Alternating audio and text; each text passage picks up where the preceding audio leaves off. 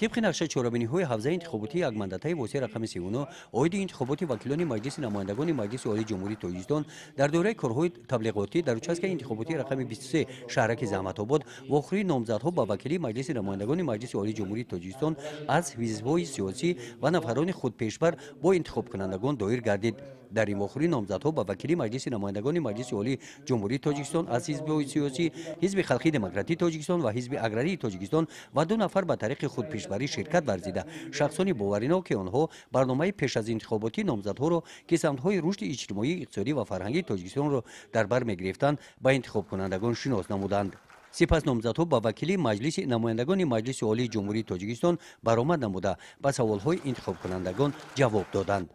در دیگر اچسکه‌های انتخاباتی و آخرین نامزدها با انتخاب کنندگان ادامه دارند.